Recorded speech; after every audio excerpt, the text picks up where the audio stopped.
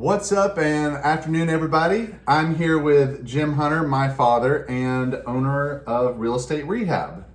We're gonna get right into the questions, but just so you know, this is a part of a series.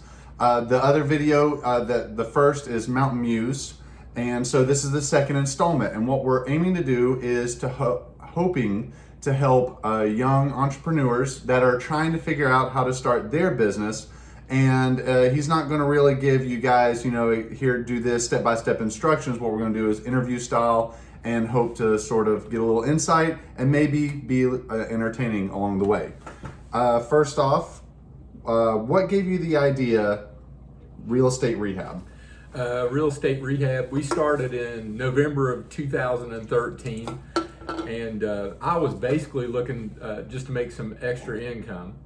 And so we started part-time in 2013, formed an LLC, and then I started working jobs basically evenings and weekends. Evenings and weekends. And what were you doing at the time? I was working at an insurance company. Insurance company? And I sold insurance. So you were 9 to 5 and then evenings and weekends, okay. Yeah.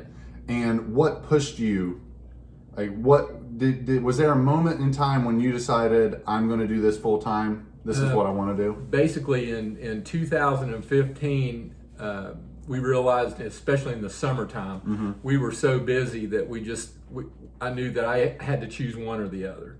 Okay. So we decided to just go full time and actually went out in the spring of 2016, started full time in remodeling and doing various things like that. Okay, and as far as getting the business up and running, was there anything that you can think of financially that stuck out as far as getting it up and running that you had to do, or marketing wise to get your name out there? What did you do when you decided this is not a hobby, this is something that I'm going to do for a living? What did you do to push it forward? Or was it just word of mouth? It was took off on its own. It was word of mouth. A lot of people that told other people about what we had done, and so I have a big realm out there of people that I know.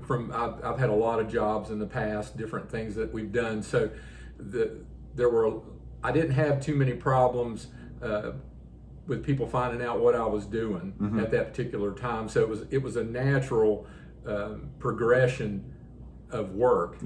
We use Facebook. We have a page there, and we use that. We post our pictures. We show people our work.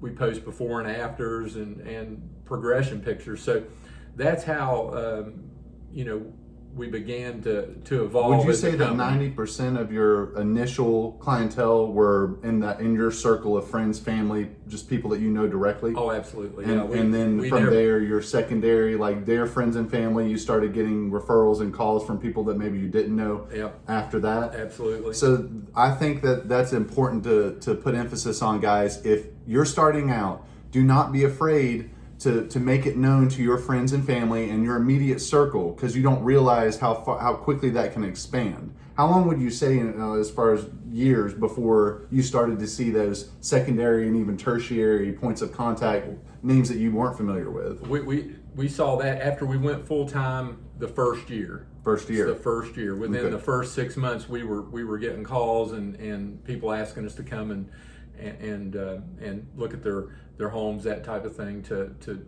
do new business. That's awesome. Yeah. Were there any unforeseen problems, like sort of steps? The biggest problems that I've had in the beginning, and I think anybody in remodeling business has, is knowing how long a job is going to take.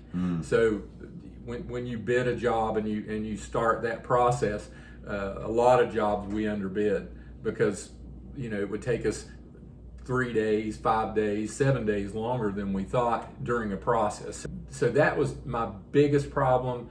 And jobs were going longer than you expected. Jobs were taking a little longer, and then you were having to have somebody wait. And people, they like when you tell them you're going to be doing something a certain date. They like that. Sure. But I've also learned in that process, I'll give myself 2 or 3 extra days. But you would classify those as more growing pains, just figuring out along the way, because you didn't have really, there was no friend or family member that was a contractor that you turned to and were able to say, hey, what should I do here? What should I do there? You figured it out yourself. Exactly. All right. What advice would you give to a new startup, someone that's trying to jump into whatever their passion or their goal is? I would say don't get in too big a hurry. Take your time in the process of what you're doing. If you've got a job like I had before, keep it until you feel comfortable going out. You're going to have lean months and you're going to have really good months.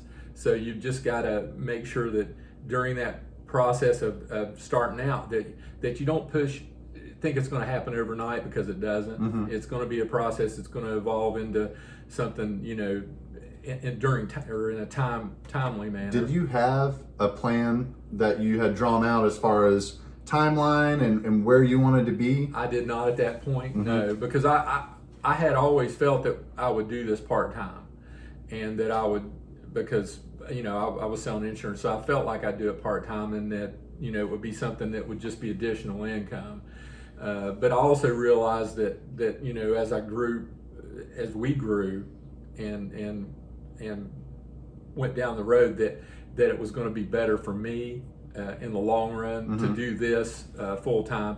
But I didn't have a business model in that sense, and that's not I would say if you can get a business model, you can go online. The state of West Virginia's got models inside their books that you can look at, and there's a lot of help there in some of the manuals out there, especially in construction and remodeling, because you just got to know the business.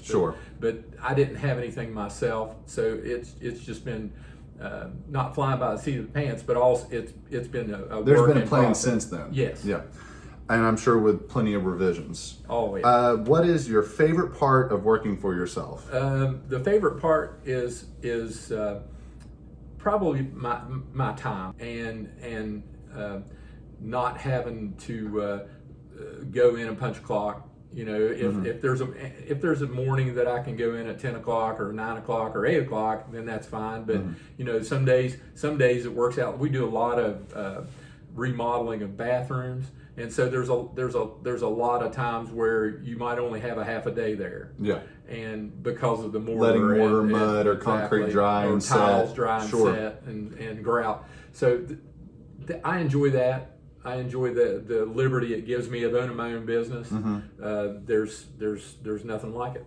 Is there anything that you would have done different looking back as far as how you modeled the way you were letting your business grow, and as far as timeline, would you have wanted to be more aggressive with pushing for more hours earlier on and left your 9 to 5 sooner? Would you have rather held on to your 9 to 5 a little bit longer?